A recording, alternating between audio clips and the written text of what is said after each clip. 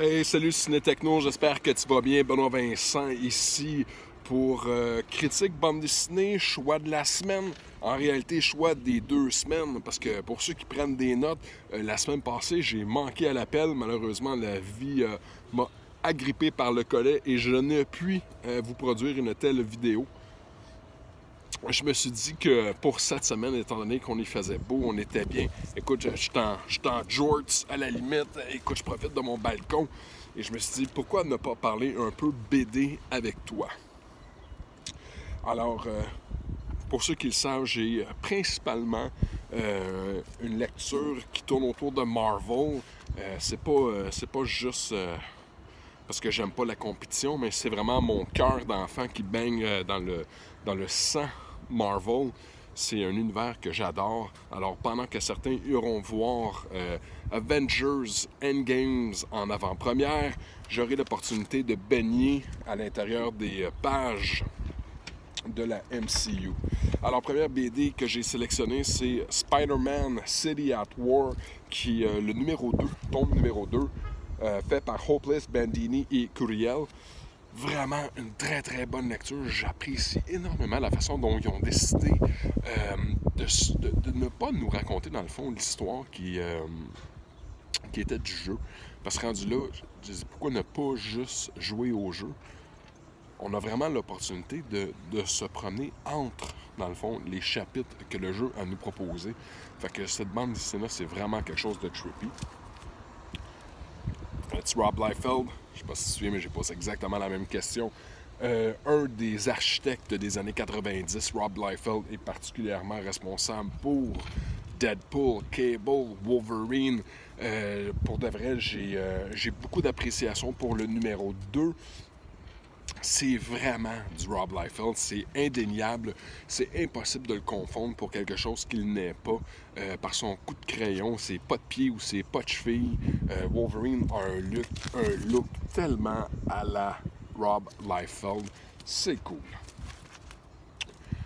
J'avais pas d'attente.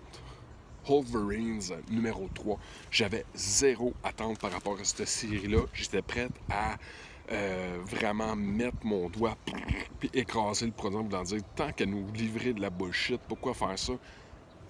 J'aime ça. Ils ont trouvé le moyen chez Marvel de me faire acheter le concept que si on mettait un Wolverine puis un Hulk ensemble, qu'on faisait un amalgame des deux personnages, qu'est-ce que ça pourrait donner? C'est une histoire qui est riche, qui est vibrante. On s'attache rapidement au personnage étant donné la cruauté dont il a été victime. J'aime tellement ce petit livre-là. Je sais pas exactement c'est un combien de parties. Si c'est un 4, si c'est un 5, si c'est un 6, je l'ignore. Mais honnêtement, si ça pouvait être ongoing, je pense que j'aimerais ça.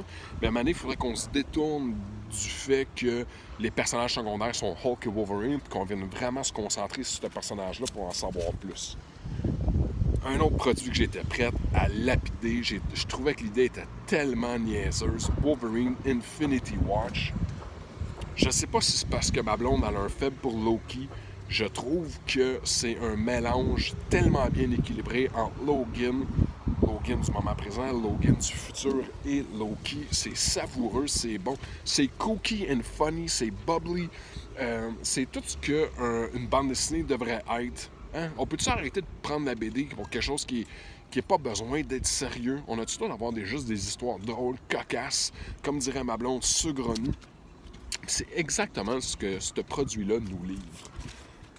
Uncanny X-Men numéro 16, le retour de Wolverine, le retour de Cyclops, fait à perfection. Pour moi, j'étais très sceptique. J'avais peur qu'on magane mes héros d'enfance et c'est fait de façon vraiment sublime. C'est bien pensé, c'est bien réfléchi. Rosenberg, The Great, La Roca, puis Guru IFX, c'est vraiment une équipe digne de mention. Ça nous amène au War of Realms X-Men numéro 1. J'ai pas eu le temps vraiment de le lire ni le regarder.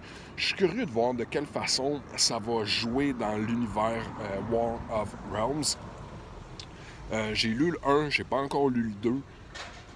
Je sais pas encore si j'aime ça. Je me souviens qu'il y a 2 semaines, j'avais un hype, là, j'avais un buzz par rapport à ça. Je trouvais que c'était cool. Je sais pas encore. livre qui m'a surpris, Extrémiste numéro 3, dans un univers où l'amour n'a pas sa place, comment faire pour que les humains et les mutants puissent vivre et se réjouir. C'est Blob qu'on voit là, avec une Chicks. Shadowcat, je me souviens plus, Jubilee, j'ai un blanc mémoire. Va-tu fouiller? On va aller voir. Tu sais, j'essaie de respecter ton temps aussi en même temps, là.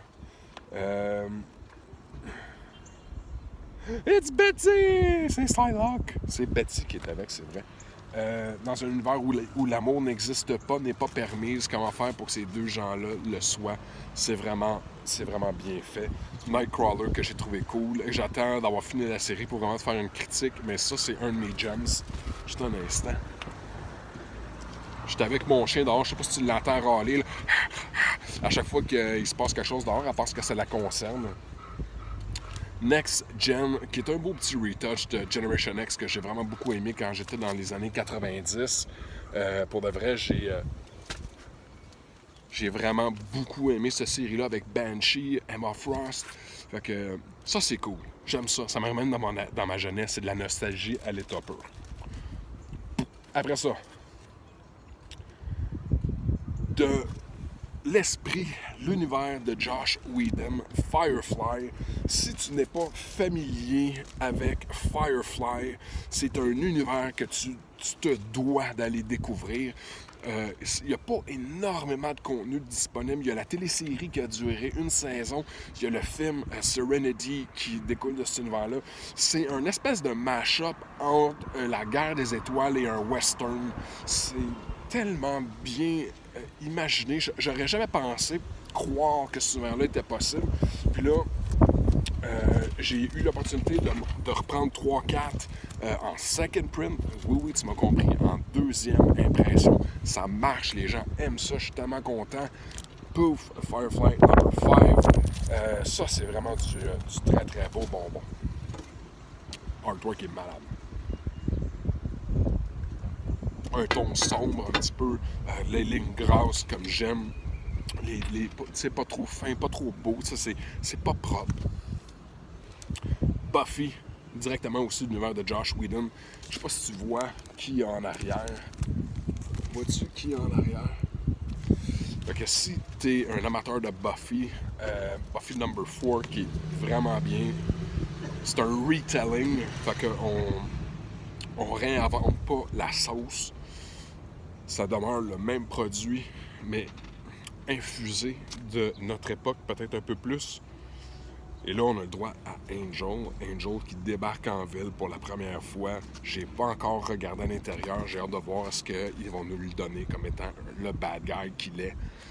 J'ai toujours préféré avoir Angel en tant que vilain que l'espèce de prince charmant là, pour Buffy. J'ai vraiment beaucoup aimé Bad Boy Angel. Fait que ça, c'est mes lectures qui m'attendent. Je m'y attelle. J'ai un super beau moment à l'extérieur. Il fait beau, il fait chaud. Mon breuvage, mes lectures. Je veux dire, moi, je sais comment je me repose. Toi, tu le fais comment? Là-dessus, mon nom, c'est Benoît Vincent pour Ciné Techno. C'était une autre page de BD à découvrir. À bientôt, mon ami.